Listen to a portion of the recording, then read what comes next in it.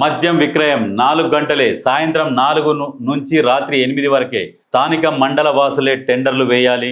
Excise పాలసీతో సంబంధం లేదు. ఎక్సైజ్ పాలసీతో సంబంధం లేదు.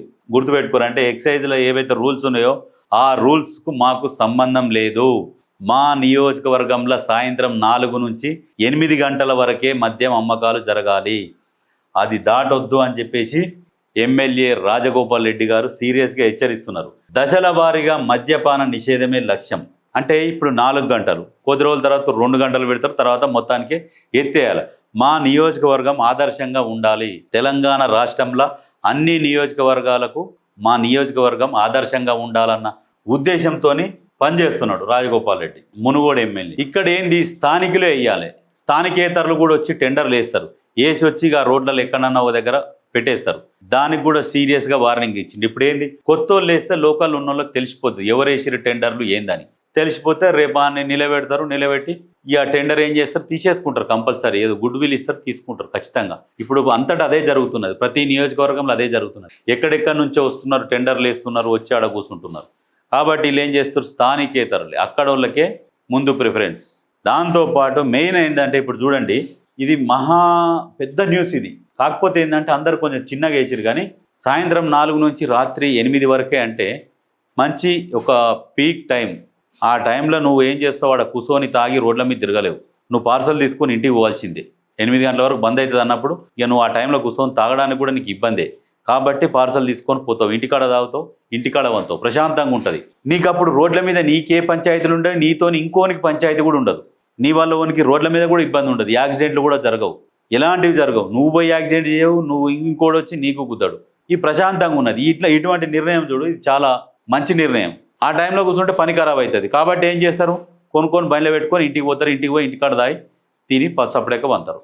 ఈ 10 దాకా, 10:30, 11 దాకా, 12 దాకా రోడ్ల మీద మద్యం దొరుకుతుందంటే ఆ రోడ్ల మీద తాగేంత తాగుతారు. తాగినాక ఎక్కువైనాక రోడ్ల మీద కొట్టుకునుడు, గుద్దుకునుడు, పోలీస్ స్టేషన్లో కూడా కేసులు పెట్టుకునుడు, ఈ పంచాయతీలు ఉల్లులు, ఆ బండ్లు యాక్సిడెంట్లో కూడా, ఇవన్నీ రకరకాల ఇబ్బందులు దానివల్ల. కాబట్టి ఈ నిర్ణయం తీసుకున్నందుకు నిజంగా చాలా గ్రేట్ రాజగోపాల్ రెడ్డి గారు.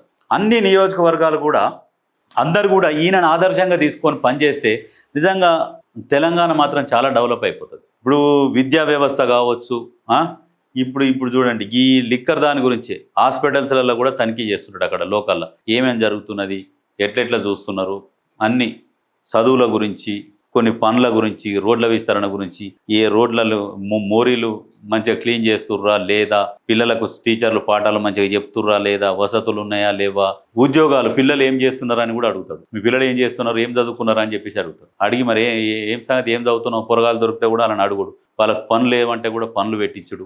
ఈ రకంగా చేసుకుంటూ పోతున్నాడు. ఇది గొప్ప నిర్ణయం. ఇది మామూలు విషయం కాదు. ఇప్పుడు ఏం చేస్తున్నాడు, ఇప్పటి వరకేమో ఇంతవరకు, నెక్స్ట్ మెల్లగా దాన్ని మద్యపానాన్ని ఆ ఏరియా నుంచి నిషేధించాలి. ఇప్పుడు ప్రజెంట్ అక్కడ బెల్ట్ షాపులు కూడా నడవనిస్తలేరు. ఆ బెల్ట్ షాపులలో కూడా తాగి ముచ్చట్లు పెట్టుకుంటా పని పాత్ర పెట్టి ఏదో జాతర అయింది అన్నట్టు ఆ బెల్ట్ షాపులకు మోపుతారు కింద ఇక నడిపిస్తూనే ఉంటారు ఇక పొంకనాలు. దానివల్ల ఎంత టైం వేస్ట్. మన పని పోతుందని తెలిసి కూడా రేపు చూసుకుందాం తీ అన్న కాడ టైం వేస్ట్ చేస్తుంటారు, చాలా టైం వేస్ట్ చేస్తుంటారు. కాబట్టి ఆల్రెడీ బెల్ట్ షాపులు కూడా ఎత్తేసారు. నిజంగా అన్ని నియోజకవర్గాలు ఇట్లా జరిగితే ప్రతి ఒక్కడు ఖచ్చితంగా పని చేసుకుంటా 4 పైసలు సంపాదించుకుంటాడు. టైం వేస్ట్ కాదు. ఈ తాగినాక మైండ్ పని చేయదు. ఎవనో కొట్టాలి, ఎవనో తిట్టాలనిపిస్తుంది, రకరకాలుగా ఉంటుంది అది. అందుకనే ఇటువంటి నాయకుడు ప్రతి నియోజకవర్గానికి ఇటువంటి నాయకుడు ఉంటే బాగుండు అని ఆలోచన చేసే స్థాయికి తీసుకొని వస్తుండు ప్రజలని. ఇప్పుడు మునుగోడు నియోజకవర్గం అంటే తెలంగాణ ఏంది, పక్క రాష్ట్రాలలో కూడా తెలుసు. ఆ లాస్ట్ టైం ఎలక్షన్లు అయినాయి, దాని మీద బెట్టింగ్లు కూడా నడిచినాయి ఆ ఎలక్షన్ల మీద. ఆ నియోజకవర్గం అట్లా పేరు తీసుకొచ్చిండు. రాజీనామా చేసిండు. రాజీనామా చేయాల్సిన అవసరం లేకున్నా కానీ రాజీనామా చేసి సవాల్ విసిరితే రాష్ట్ర యంత్రాంగం మొత్తం అక్కడ దిగింది. అప్పుడున్న గత బీఆర్ఎస్ ప్రభుత్వం మొత్తం ఆ నియోజకవర్గంలో దిగింది. రాత్రికి రాత్రి రోడ్లు పడ్డాయి, మండలాలు ఏర్పాటు చేసారు, కొత్త మండలాలు. అంటే ఒక్కడు తలుసుకొని ఆ నియోజకవర్గాన్ని రూపురేఖలు మార్చిండు. ఇంకా మారుస్తూనే ఉన్నాడు. ఇటువంటి నాయకుడు కావాలి తెలంగాణ ప్రజలకు.